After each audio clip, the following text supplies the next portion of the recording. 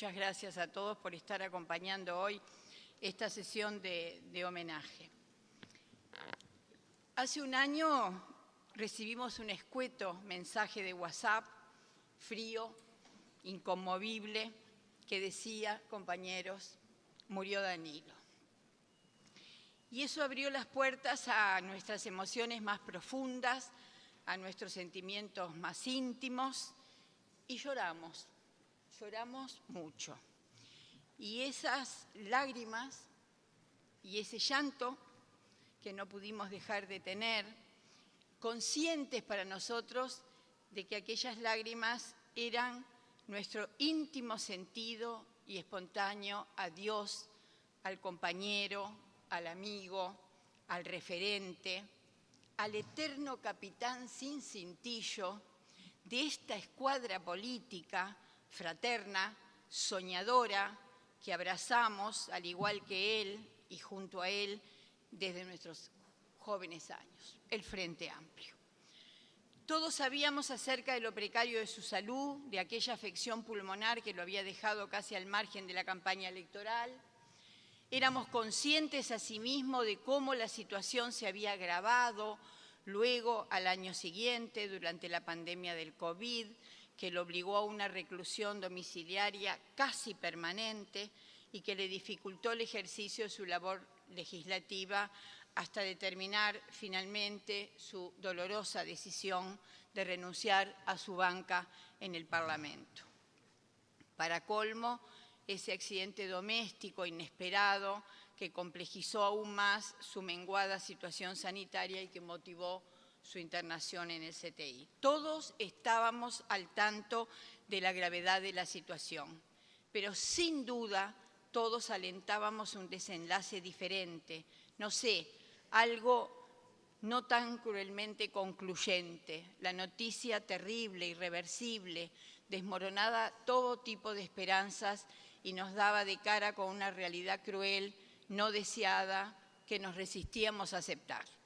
Danilo, el incansable escudero de la ética sereñista, el economista prestigioso que acercó la macroeconomía a los programas de la izquierda, al político serio, maduro, respetuoso y respetado, al confiable, al polemista temible, al impulsor a ultranza de, y abro comillas a sus propias palabras, este proyecto popular posible, sustentable, con horizonte de justicia social, que también llamamos revolución.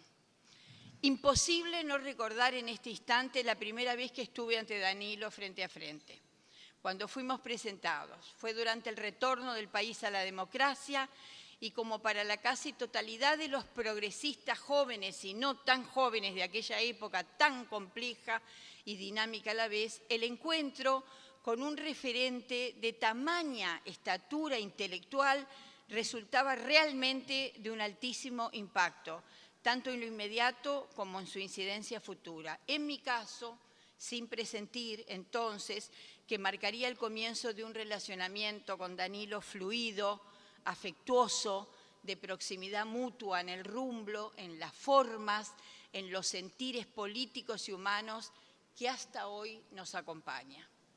Una estatura intelectual de Danilo, por cierto, construida a lo largo de los años, como alumno destacado del Colegio y Liceo Maturana primero, como un estudiante avanzado de la Facultad de Economía luego, hasta recibirse como contador público y economista en el 63. En ese tiempo se destaca su participación en los equipos de trabajo de Ferreira Aldunate, entonces subsecretario de Ganadería y Agricultura, donde estuvo a cargo de la Oficina de Política y Programación Agropecuaria, la conocida PIPA. Entre 1963 y 1965 es llamado por el contador Enrique Iglesias para colaborar en la CIDE, donde destaca entre la flor y nata técnica de aquella generación fantástica. Participa más tarde en un seminario en Moscú organizado por la FAO y de un curso de planificación de la ONU en Chile y ejerce como profesor titular grado 5 en la Facultad de Ciencias Económicas de nuestro país hasta ser designado en 1973 como decano de la Facultad el más joven en la historia nacional. En 1978 es obligado por la dictadura a abandonar su cargo como castigo, obviamente, por su orientación política. De ahí en más, funda, junto a otros investigadores, el Centro Interdisciplinario de Estudios sobre el Desarrollo Uruguayo, CIEDUR, e incursiona en el periodismo de opinión en medios como Aquí y Brecha.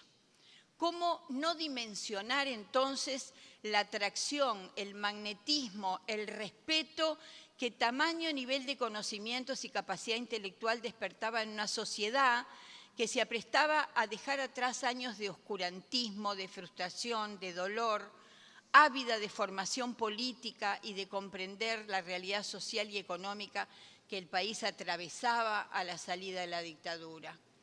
En ese contexto, los análisis económicos de Danilo por las ondas de CX30 resultaron verdaderas cátedras de docencia popular sobre economía, donde su lenguaje simple, entendible por todos, resaltaba el rol de esta asignatura como factor indispensable para alcanzar la justicia social en un proyecto de inclusión y de equidad de sus habitantes. Decía, no creo en esa premisa de que primero hay que crecer y después distribuir, fustigaba Danilo a los economistas defensores del modelo conservador. La gente es la causa de todos nuestros esfuerzos y esa es la razón de nuestra vida, concluía. De allí en más, el pasaje definitivo al Astori político, a su vínculo filial con Sereñi, al Astori primer candidato al Senado de todas las listas del Frente Amplio, al Danilo senador, al precandidato a la presidencia de la República, al ministro, a Danilo distinguido como el ministro de Finanzas del año en el 2018 de toda Latinoamérica, según la revista Global Markets, el Danilo vicepresidente, el líder de Asamblea Uruguay, posteriormente del Frente Liber Sereñi y últimamente adhiriendo al espacio sereñista. Una vez un periodista le preguntó a Astori, dicen que usted podría haber sido el mejor presidente de la República, pero no se dio por diversas circunstancias. ¿Qué le faltó?, le preguntó el periodista. Su respuesta no deja lugar a dudas acerca de su ética y de su compromiso. No fui presidente porque carecí del apoyo necesario para ser candidato. Yo hubiera querido serlo y quiero ser muy sincero. Nunca abandoné mis condiciones al servicio de ese objetivo. Siempre defendí lo que creí, a pesar de que quería llegar a la candidatura presidencial y obviamente luego a la presidencia.